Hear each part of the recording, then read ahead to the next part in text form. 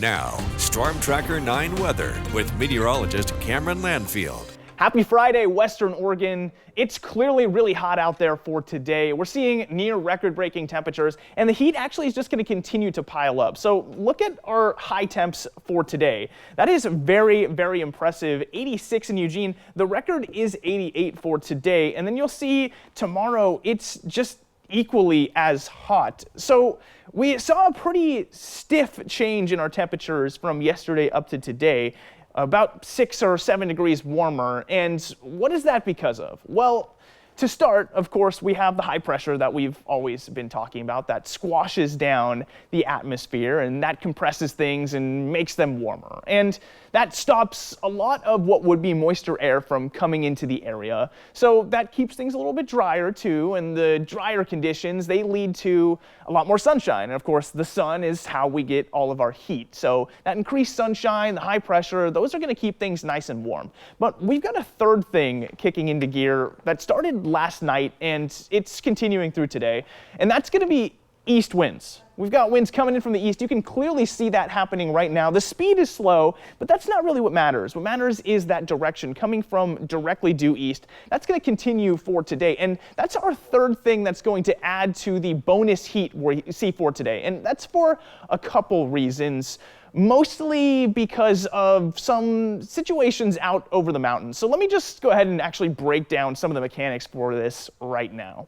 Now, we have the Cascades, and those are out towards our east. So when we have east winds, because, well, high pressure develops just out towards the east of the Cascades, and then low pressure is closer to our area here in the valley, high goes to low, so we end up with some winds that pass over the Cascades. Now, I know I just showed you that there is high pressure out behind the mountains, and then there's low pressure out in front of them. Well, there's also another kind of pressure that we're always dealing with, and that doesn't really change much, and that's going to be pressure from the top to the bottom of the atmosphere. It's always going to be lower pressure at the top than at the bottom because all of the air above us pushes on down, like in a pool where you go to the bottom and it hurts your ears. That pressure is higher towards the bottom just because everything on top is compressing.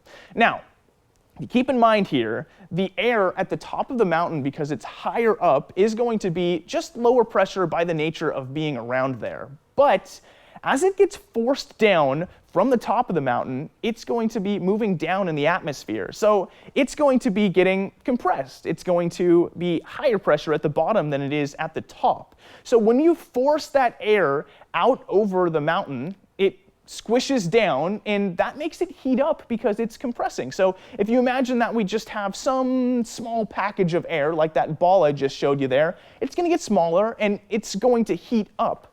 Additionally, the warmer air can actually hold a lot more water than the cooler air. So up at the top of the mountain, that air is going to feel a lot wetter because it can't hold as much, so it's going to start to shed some of that water. But as you bring it down, it's both warmer and drier because the actual available moisture doesn't change anywhere. So as we see these east winds push down the backside of the Cascades, it's going to both raise those temperatures additionally and make it feel even drier. And that's what we've got kicking off for today and tomorrow. And that's just why it's so much warmer than we're used to it being and so much warmer than it was yesterday. Now, how does that affect us moving into the afternoon? Well, of course, the temperatures just continue to heat up. So for our first pitch forecast, we've got yet another home game coming up at 7:05, and it's going to be 84 degrees at 7 o'clock. Definitely don't need the jacket for today's game. Still staying in the 70s